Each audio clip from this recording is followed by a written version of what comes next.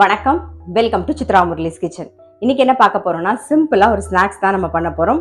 அவல் வச்சு ஒரு ஸ்நாக்ஸ் பண்ண போறோம். நான் அதுக்கு இன்னைக்கு லேஸ் அவல் எடுத்திருக்கேன். பாருங்க, இந்த கப்ல எல்லாமே எந்த கப்ல மெஷர் பண்ணிக்கிறீங்களோ அதே கப்ல எடுத்துக்கலாம். இந்த கப்ல 2 கப்பு லேஸ் அவல், அதே கப்ல 1 கப்பு பொட்டுக்கடலை, ஒரு 10 பாதாம் பருப்பு, 10 முந்திரி பருப்பு, கொஞ்சம் ஏலக்காய் பொடி, ஃபிக்கு ஒரு 5-6 ஃபிக்கு கட் பண்ணி வச்சிருக்கேன்.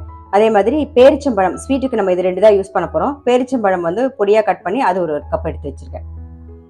இப்போ எல்லாத்தையும் லைட்டா சூடு பண்ணிக்கலாம். நம்ம ரொம்ப செவக்க வறுக்கணும்னு அவசியம் இல்லை. பொட்டுக்கடலை சேர்த்திருக்கேன். இப்போ இது கூடவே முந்திரி பருப்பு, அப்புறம் பாதாம் பருப்பு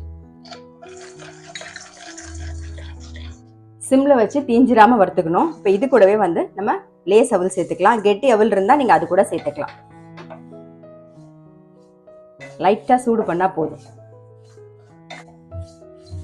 லேஸ் அவலும் நல்லா லைட்டா சூடு வந்துருது. நம்ம ஆஃப் பண்ணிடுவோம். இந்த கடாயில இருக்கிற சூடே அதுக்கு போதும்.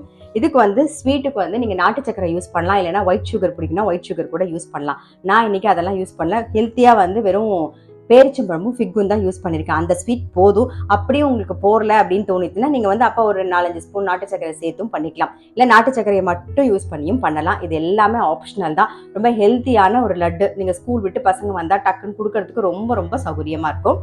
அது மாதிரி பாதாம் பருப்பு, முந்திரி பருப்பு அதுக்கெல்லாம் அளவு கிடையாது. நம்ம இஷ்டம் எவ்வளவு வேணாலும் போடலாம். நான் ஒரு 10 பாதாம் பருப்பு, 10 முந்திரி பருப்பு சேர்த்திருக்கேன். நீங்க இன்னும் கொஞ்சம் கூட போட்டுக்கணும்னாலும் போட்டுக்கலாம்.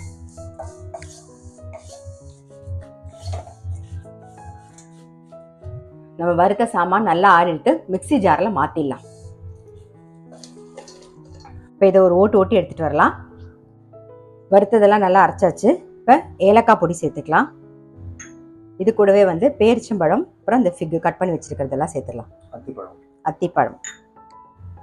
அத்திப்பழம் நான் ஒரு 8 அத்திப்பழம் சேர்த்துருக்கேன். உங்களுக்கு ஸ்வீட் தகுந்த மாதிரி கூட வேணாலும் சேர்த்துக்கலாம்.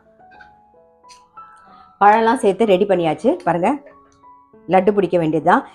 நான் வெறும பழம் மட்டும்தான் சேர்த்திருக்கேன். அதாவது பேரிச்சம்பழமும் அந்த ஃபிகில் அதோட 8 பீஸ் அதை மட்டும் தான் நான் கட் பண்ணி சேர்த்திருக்கேன். ஸோ அவ்வளோதான் நான் சேர்த்திருக்கேன். ஸ்வீட் இது போதும்னா போதும். இல்லைன்னா நீங்க இந்த ஸ்டேஜில் டேஸ்ட் பண்ணி பாருங்க. உங்களுக்கு ஸ்வீட் வேணும் போல இருந்தது அப்படின்னா நாட்டு சக்கரையோ இல்லைன்னா ஒயிட் சுகரோ சேர்த்து ஒரு அடி அடிச்சுட்டு திருப்பி மிக்ஸ் பண்ணிட்டு நீங்க உருண்டை பிடிச்சிக்கலாம். அப்படிலாம் எதுவுமே வேண்டாம் அப்படின்னா இன்னும் கொஞ்சம் பேரிச்சம்பழம் இருந்தால் அதையும் சேர்த்து போட்டு நீங்க ஒரு ஓட்டு எடுத்துடலாம். ஸோ நான் இப்படியே தான் பண்ண போறேன். இந்த ஸ்வீட்டே போதும்னா அப்படியே விட்டுருங்க. ஆனால் ரொம்ப டேஸ்டா இருக்கும், நல்ல ஹெல்த்தியாகவும் இருக்கும் இது. இப்போ நான் என்ன பண்றேன்னா இதை கடாயிலேயே மாத்திடுறேன். நம்ம உருண்டை பிடிக்க போறோம். இப்போ நெய் ஒரு ஸ்பூன் சேர்த்துக்கலாம். நம்ம பிடிக்கிற அளவுக்கு வேணுங்கிற அளவுக்கு சேர்த்துக்கலாம்.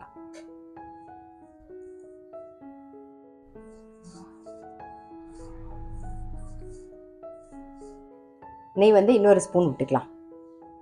அவ்வளோதான்.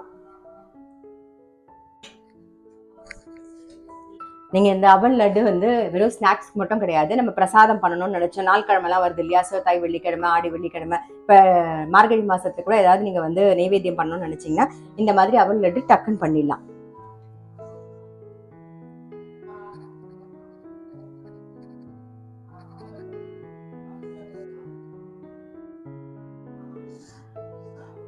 நான் எடுத்த இந்த அளவுக்கு கரெக்டாக ஒரு 15 உருண்டை வந்திருக்கு. ஸோ நீங்கள் அளவுலாம் உங்களுக்கு தகுந்த மாதிரி சின்ன கப்போ பெரிய கப்போ எதில் வேணாலும் அளந்துக்கலாம். இதை பண்ணி வச்சுட்டிங்கன்னா ரொம்ப ரொம்ப டேஸ்ட்டாகவும் இருக்கும். நம்ம பசங்களுக்கு வந்தவுடனே ஹெல்த்தியான ஒரு அவலில் ஒரு லட்டு ஸ்நாக்ஸ் டக்குன்னு கொடுக்கறதுக்கு நமக்கு ரொம்பவே சௌரியமாக இருக்கும்.